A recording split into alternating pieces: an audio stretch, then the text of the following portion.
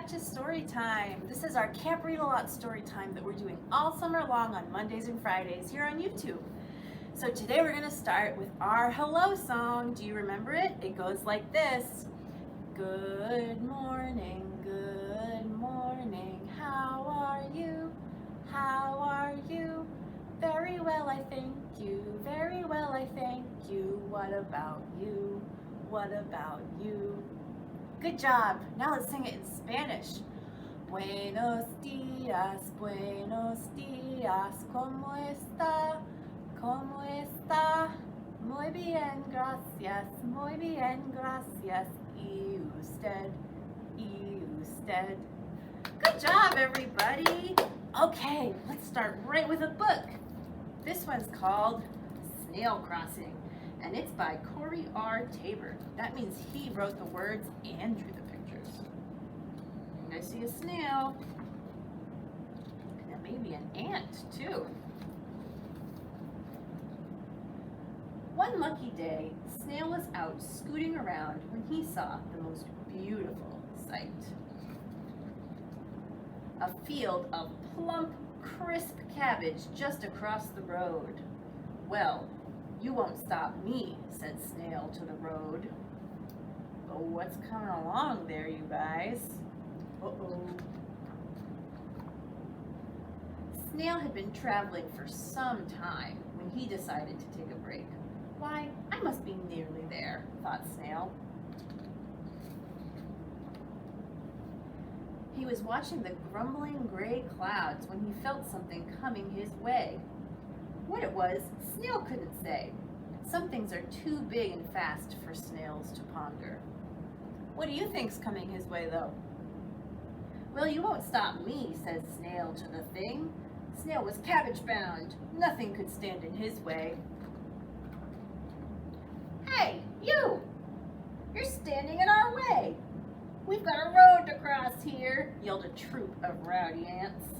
And they probably would have carried on like that if it hadn't started to rain. Rain, cried the ants. Help, help, help! Cabbage-bound or not, Snail couldn't just leave them there. Come in, said Snail. Come in before you drown. Whoa, it's dark in his shell. Tea? Asked Snail. Oh, please. Thank you. That would be lovely, said the ants. Click. Home sweet home. We're sorry about earlier. Terribly sorry. Sometimes we get a bit antsy, said the ants.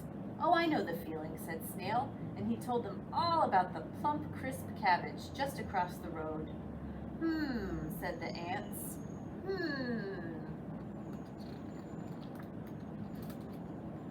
When the rain stopped, the ants said thank you, thank you, thank you, and goodbye. Well, I hope you'll come back soon, said Snail. Count on it, said the ants, and off they went. Now, where was I? Said Snail to himself. Ah, yes. Snail was cabbage-bound. Nothing could stand in his way. Snail was scooting right along when he noticed something standing in his way. Lunch, said the hungry crow. Well, you won't eat me, said Snail. Can't you see I'm cabbage-bound? Evasive maneuvers, evasive maneuvers. What's he doing? He's doing circles. Honk, honk. And just like that, the hungry crow was gone. Snail was very relieved, but a little dizzy from all that spinning.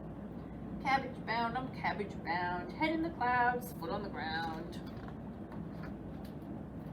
Snail scooted and scooted and scooted, and hooray, said Snail, I made it. But where was the cabbage? Well, shoot, said Snail. What happened? Looks like you went to the wrong side of the road. You got so dizzy earlier.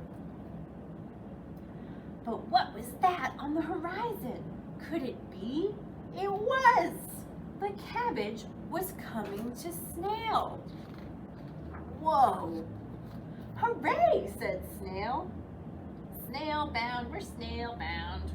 Who's carrying that cabbage? "Thank you," he said to the ants. "Thank you, thank you, thank you." Then the new friends went inside for cabbage soup and tea, and no one felt antsy at all. And that is the end. A snail crossing. Good job, everybody. All right, now I think it's time for us to sing a song. Do you guys know the Itsy Bitsy Spider? Sing along with me if you do. Here we go. The itsy bitsy spider climbed up the water spout. Down came the rain and washed the spider out. Out came the sun and dried up all the rain, and the itsy bitsy spider climbed up the spout again. Good job, everybody. Okay, now we have to be really quiet because the shy, quiet spider is coming. Are you ready? The shy, quiet spider climbed up the water spout. Down came the rain and washed the spider out. Out came the sun and dried up all the rain, and the shy, quiet spider climbed up the spout again. Good job, everybody. Okay, who's next? It's Big Hairy. Here we go. The big hairy spider climbed up the water spout. Down came the rain and washed the spider out. Out came the sun and dried up all the rain, and the big hairy spider climbed up the spout again. Good job, everybody. That was a fun one. Okay, let's read another book. This one's called Bear Came Along. I think we might be going on another adventure, just like we did with Snail. And this book is by Richard T. Morris and illustrated by Lewin Pham. Once there was a river that flowed night and day, but it didn't know it was a river until Bear came along. Bear was just being curious. When he realized what the river could do, looks like he fell in. But he didn't know he was on an adventure until Froggy hopped on. Froggy was a lonely frog who was looking for a friend, but she didn't know how many she had. Until the turtles showed up. The turtles tried to warn them about the things that could go wrong, but they didn't know how to enjoy the ride. Until Beaver climbed aboard. There's Beaver. Beaver was born to captain. He knew exactly where to go, but he didn't know about the detours until the raccoons dropped in. The raccoons were so excited about the twists and turns ahead, but they didn't know they had to be careful until they crashed into Duck. Duck was so content being right where she was, but she didn't know there was a world to see until... what do you guys think is coming? Oh no!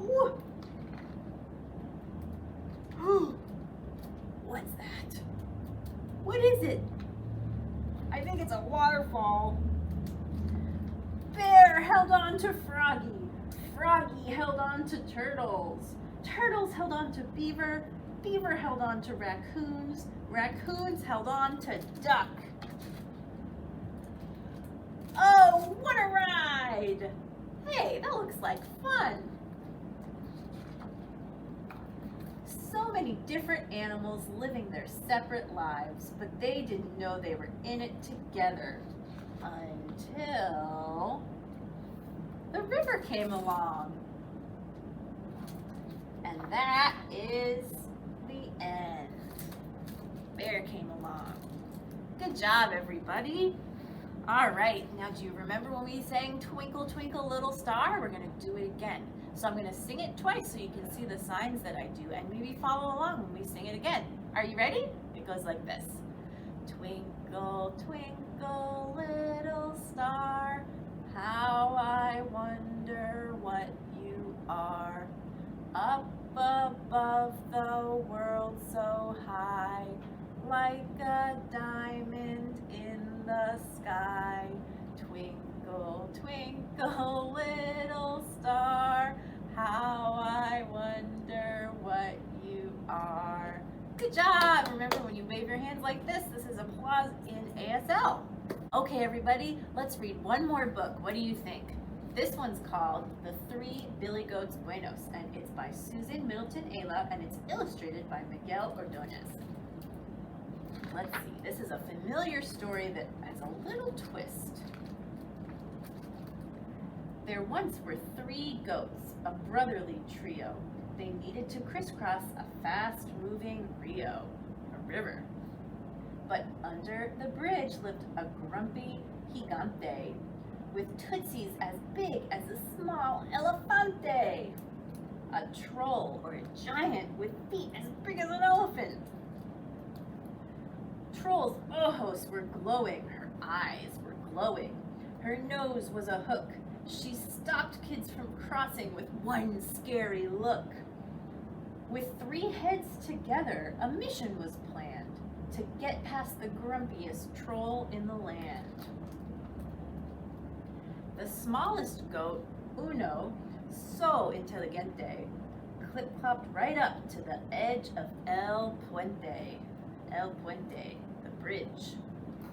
Hey, roared the troll, her giant head bobbing, you have some nerve and soon you'll be sobbing.